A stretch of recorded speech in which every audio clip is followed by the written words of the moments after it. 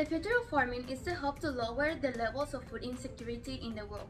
The World Government Summit, an event held to discuss issues of the future, technological innovations, and other topics, discussed the agricultural demand of future generations, addressing demographics, the scarcity of natural resources, climate change, and food waste.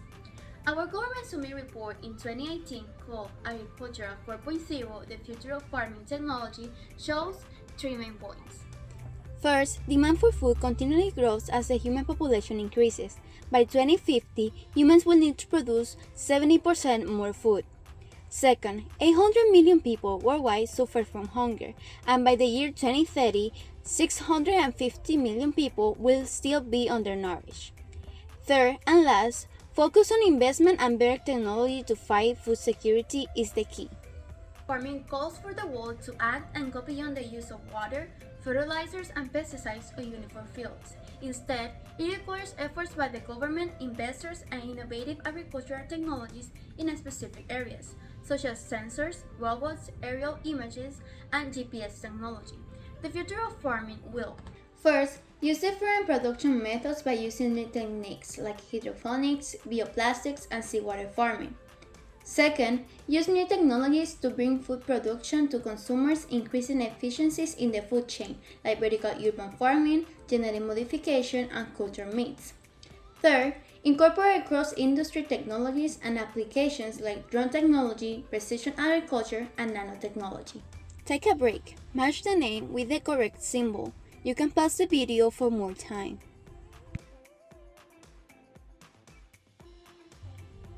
The correct answers are: My name is Melissa, and today I will be discussing about the challenges that the farming industry has to face. The estimated number of people living on this planet for 2050 is 10 billion. Is it possible for all these people to live without hunger? Population growth will boost the demand for food, even in a modest economic growth scenario.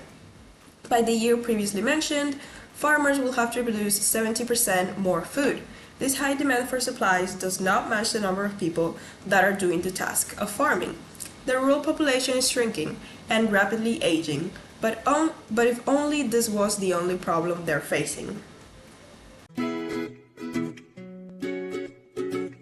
How will farms of future look like? Humans began farming about 12,000 years ago. Farming revolution was key to the human settlement. Today, approximately 40% of our planet is farmland, and yet we see increasing expansion and deforestation to meet the food requirements of ever-growing human population. Feeding at the expense of deforestation not only destabilizes climate but also weakens the favorable environmental conditions for farming. This is why we can't keep on expanding farmland through deforestation, but rather look at increasing the output of our existing farmland while protecting biodiversity, conserving water, reducing pollution, and greenhouse emissions. Farmland is becoming less suitable for work each passing day. Metrics indicate that 25% of all farmland is already highly degraded. Land has long been recognized as a finite resource, but in earlier times, degraded farmland would simply be replaced by bringing new, unused land into cultivation. Such lands are rare nowadays. Land shortage has resulted in smaller farms, lower production per person, and greater landlessness, all adding to rural poverty. Agriculture is a primary cause of farmland degradation, with different agricultural aspects contributing to this process in a variety of ways. Some indirect and direct causes of degraded farmland are deforestation of unsuitable land, overcutting vegetation, overgrazing, inadequate fallow periods, improper crop rotation, and unbalanced fertilizer use. Deforestation is both a type of degradation as such and a cause of other kinds of despoliation, principally water erosion. Deforestation in itself is not degrading. It becomes a source of degradation when the land that is cleared is sloping or has shallow, erodible soils, and is followed by poor management. On top of that, climate change does not make the work easier for farmers either. Productivity falls with an increase in the variability of precipitation and a rise in the frequency of droughts and floods, which tend to reduce crop yields. Climate change will contribute to existing long-term environmental problems, such as groundwater depletion and soil degradation, which will affect food and agriculture production systems. Without efforts to adapt to climate change, food insecurity will increase substantially. This and all the issues stated before are the main reasons why the future of farming is being addressed with the implementation of new and more sustainable technologies. Check your knowledge. By the year 2050, how much food will farmers have to produce compared to present year? A. 25% more. B. 40% more. C. 70% more. D. 80% more.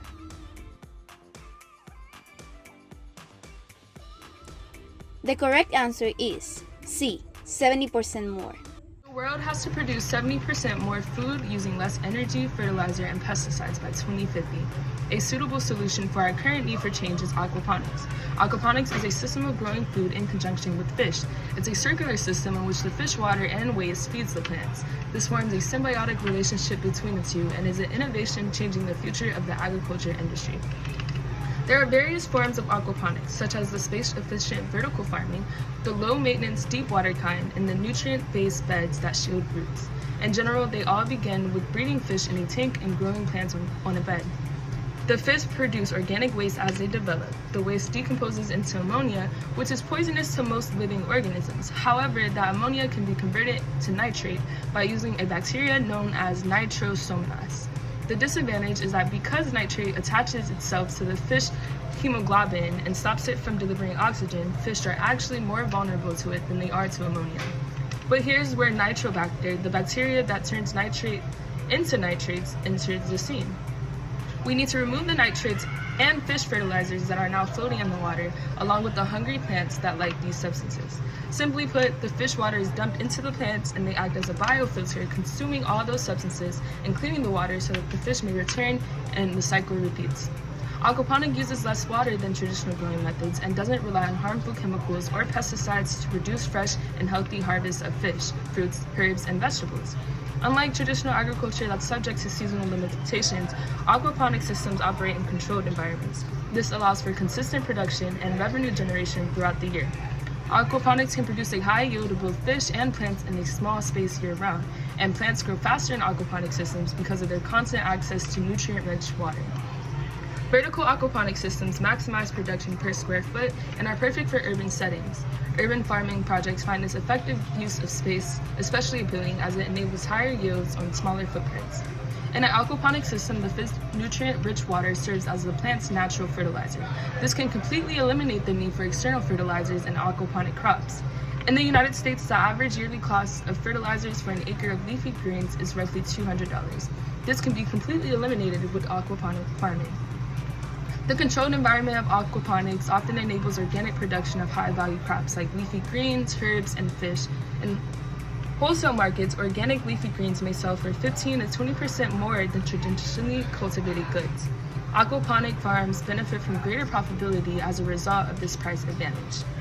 Aquaponics does require high upfront costs, higher operational costs than soil culture, high energy requirements, also requires daily maintenance, skills and knowledge from two separate agriculture fields, testing of water quality for fish and plants, multiple ways, and limited plant selection.